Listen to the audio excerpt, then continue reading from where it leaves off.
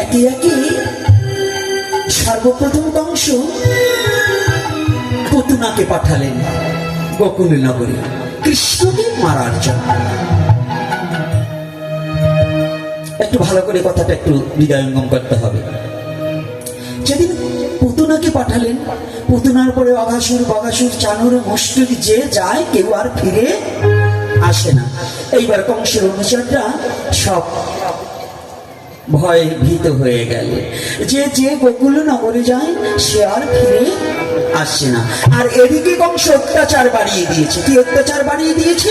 যে আমার রাজ্যে কোনো কৃষ্ণ বলতে পারবে না। ভালো করে বুঝবেন, এই ইদানিং সময়ে অনেকে মালা তিলক নিয়ে হাঁটতে পারি। 5ই আগস্টের পরে একটা দুর্ঘটনা ঘটে, তিলকধারী দেখলেই, মালা তিলক দেখলেই এই অমুক ইস্কন, অমুক তমক, এই যন্ত্রণা যে আমার পর্যন্ত সহ্য করতে হয়েছে। এই যন্ত্রণা আমার এই কালা তিলকেও নাকি আমি ইস্কন।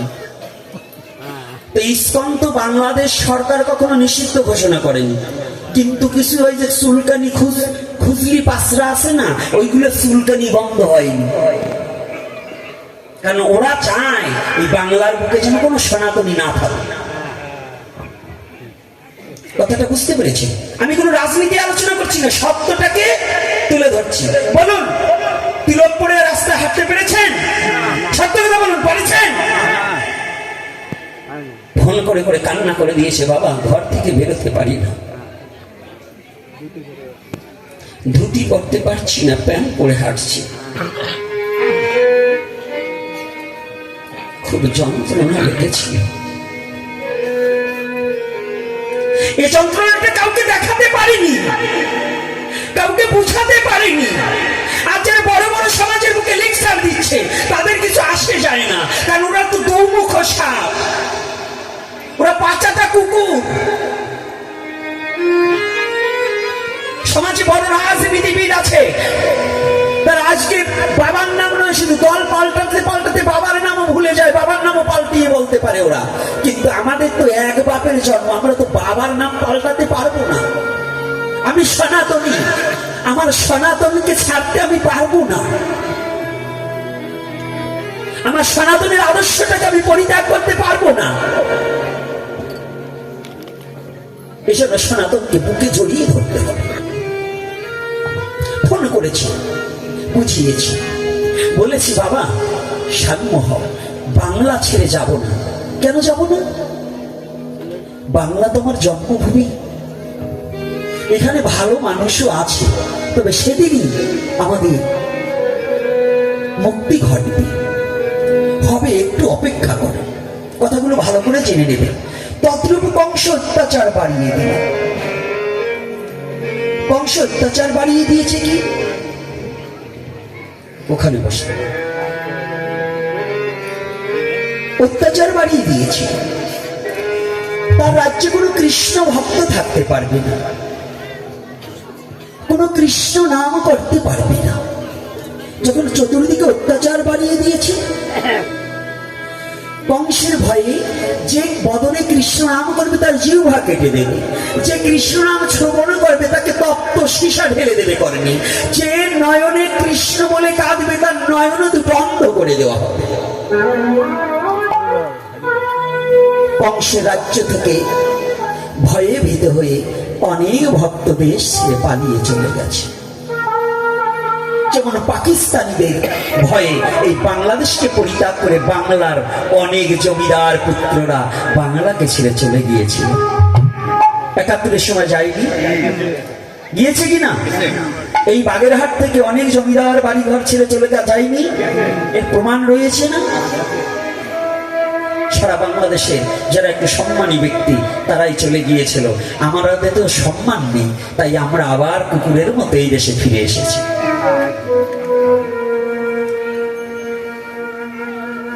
এজন্য ছোটবেলায় একটা গান গাইতাম, গান্ধী গেছে হান্দির ভিতর, চিন্না গেছে মারা, বর্ণ হিন্দু চলে গেছে সারাল পরশে ধরা। কথাটা কিন্তু চিরন্তন সত্য। তো তদ্রূপ আমার কথাটা হবে একেবারে দর্শন, প্রত্যেকটা জিনিসে দর্শন দিয়ে দেবে। আজকে কংস তদ্রূপ অত্যাচার বাড়িয়ে দিয়েছে, কংসের ভয়ে কংসের রাজ্য থেকে কৃষ্ণ ভক্ত পালিয়ে গেছে।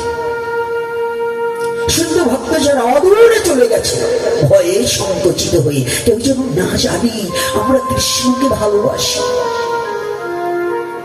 যেমন এবারের যে অবস্থাটা হয়েছে, অনেকে গোবিন্দকে ভালোবাসছে কিন্তু গোপনে, ঘর থেকে বাইরে হয়নি। ঢাকাতে কয়েক জায়গা হয়েছে, কৃষ্ণ ভক্তদিকে তাদের ঘর ভাড়া দেয়নি, ঘর থেকে বের করে দেওয়া হয়েছে। আপনারা দেখবেন, এটা আমাদের নোট করে রাখা হয়েছে, এটা পত্রিকায় পর্যন্ত এবং খবরে পর্যন্ত দেওয়া হয়েছে, টিভি চ্যানেলে পর্যন্ত দেওয়া হয়েছে, এটা আপনারা জানেন হয়তো। তাদেরকে ঘর থেকে পর্যন্ত বের করে দেওয়া হয়েছে। তো তৎকালীন সময় দাপর যুগেও কংস এমন অত্যাচার শুরু করে দিল।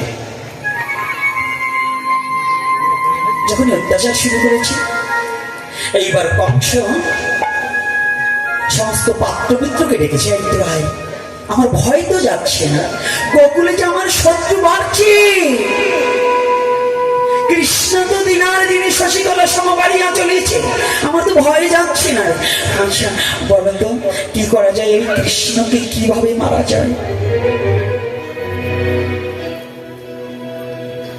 একজন ব্যক্তি আছে, দেবতাদের কাছেও ভালো, ভগবানের কাছে ভালো, অসুরদের কাছে ভালো, সেই ব্যক্তির নাম কি? নারদ। সত্যি ভালো ব্যক্তি? আপনারা তো জানেন অনেকে নারদ হচ্ছে খারাপ, না খালি ঝগড়াটে ব্যক্তি না। দেখুন নারদের ভূমিকাটা কি। নারদ অন্তরে জানতে পারলেন যে কংস কুমন্ত্রণায় বসেছে ভগবান কৃষ্ণকে হত্যা করার জন্য। তো নারদ তো ভগবানকে চিনে, কংস তার চিনে না। চিনে? কংস চিনে শত্রু ভাবে, কিন্তু ভগবানের রূপে তো জানি না। যেমন আসামি দারোগাকে চিনে যম স্বরূপে, কিন্তু দারোগার স্ত্রী দারোগাকে স্বামী রূপে চেনে, ওখানে কোনো মাতুব্বরি খাটে না। রাধে রাধে।